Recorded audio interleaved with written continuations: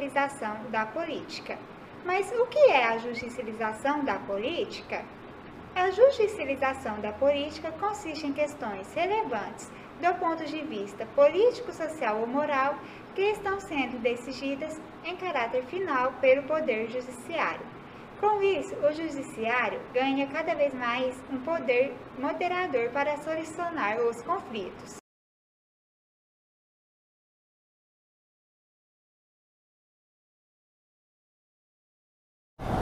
Boa tarde, Gabriel. Você acha que o Poder Judiciário ele intervém onde não deve intervir e por quê?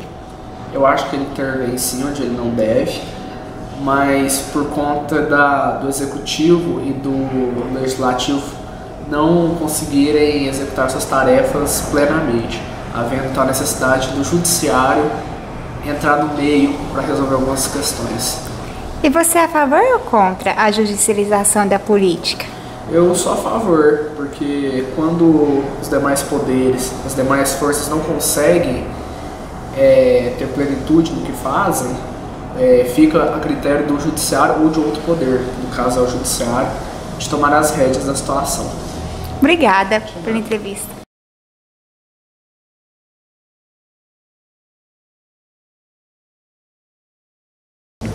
O que o senhor entende pela judicialização da política? Bom, trata-se de um fenômeno que tem ganhado muita força nos últimos anos no país, referente à ideia de levar para o âmbito do judiciário a solução de questões ligadas a conflitos políticos que de alguma maneira têm colocado em xeque a própria questão da legalidade. Isso é especialmente relevante quando envolve dentro do âmbito da legalidade questões constitucionais e com isso suscita a intervenção do STF. Você é contra ou a favor? Me parece que a judicialização de questões políticas não é em si um problema. O problema é que nós tenhamos questões políticas que tenham colocado em xeque o plano constitucional e, ao colocar em xeque toda a base normativa constitucional, ensejem um nível de discussão judicial que, em vários casos, acaba efetivamente sendo necessário. Entretanto, o que se percebe é que os tribunais, especialmente o STF, não estão hoje efetivamente capacitados a responder a essa judicialização das questões políticas de uma forma normativo-constitucional adequada. Na realidade, eles têm sido diretamente influenciados por questões ideológicas pessoalizadas e até mesmo questões ideológicas partidarizadas. O pensamento do legislativo, ele se deve aos nossos representantes não quererem desgastar sua imagem com os eleitores votando temas polêmicos? Me parece que é uma questão que envolve sim isso, envolve uma preocupação eleitoreira demagógica, mas envolve também um outro problema, que é o fato de que o legislativo inevitavelmente reflete uma série de interesses. E boa parte desses interesses hoje não podem ser declarados de forma efetiva perante o grande público, porque eles colocariam um rei a nu, e este rei não é um rei agradável aos seus súditos, ou seja, boa parte dos interesses são interesses inomináveis, são interesses que não se justificariam.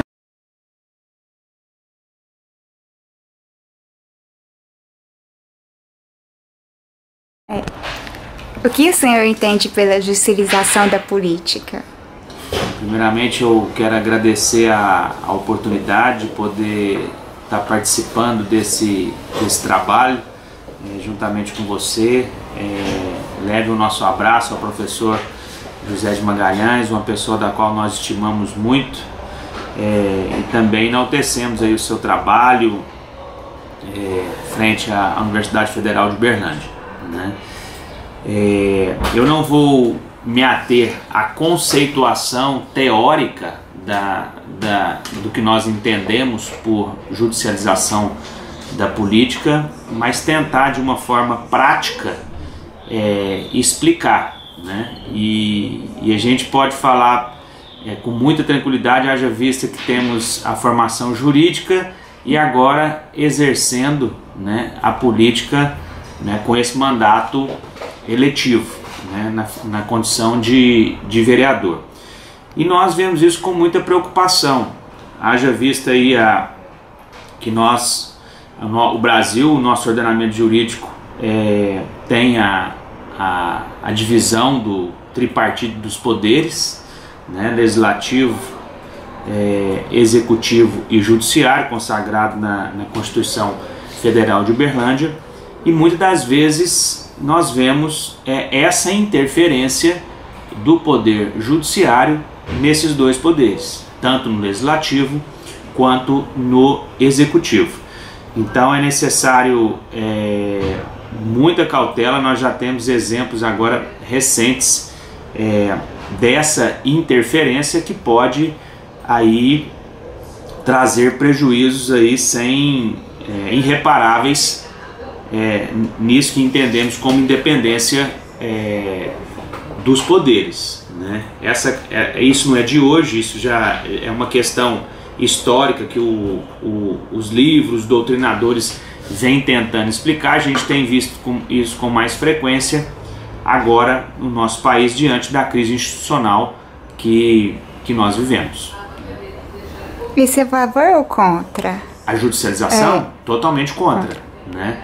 Eu entendo, até mesmo como um operador do direito, nós temos que defender, né, a independência, não obstante a harmonia que deve haver entre os três poderes.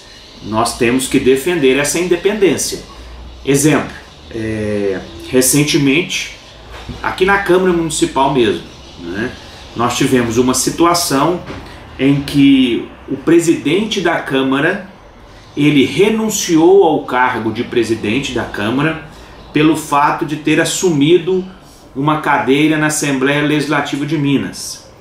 Eu, na condição de primeiro vice-presidente, assumi a presidência da Câmara.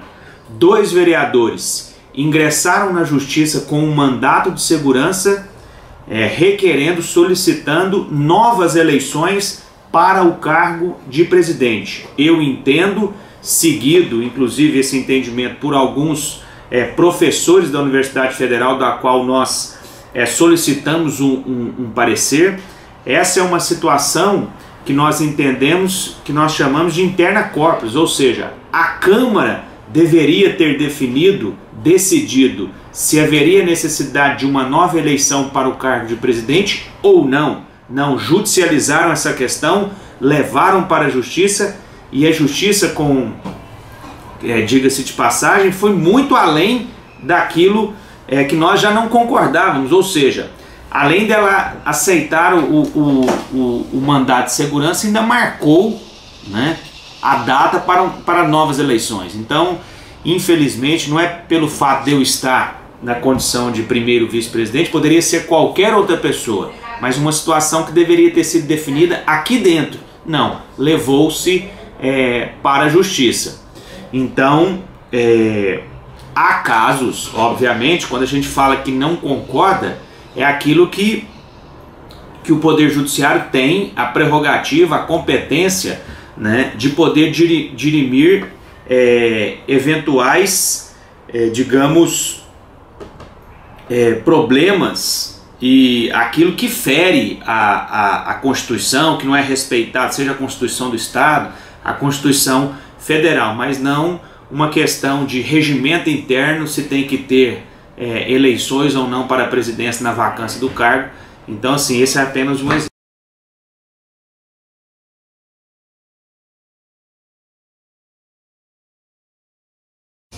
Pronto. Sim, eu acredito que esse é apenas um dos fatores, né? E realmente há temas de que caberia ao poder legislativo decidir e se omitem, né? Essa é mais uma razão para que os eleitores, né, possam avaliar os seus representantes, a escolha dos seus representantes, por conta desses posicionamentos, né?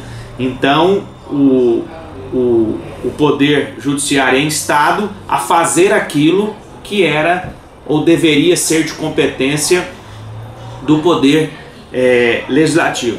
Me lembro agora, recentemente, a questão da união, o casamento de pessoas do mesmo sexo, né? O Congresso, de certa forma, uma parte do Congresso, nós não podemos generalizar, isso coube ao STF este reconhecimento, né? Outros assuntos também que estão em pauta. Então, acredito sim que um dos fatores que leva a essa judicialização é de fato essa questão de temas polêmicos de competência dos parlamentos.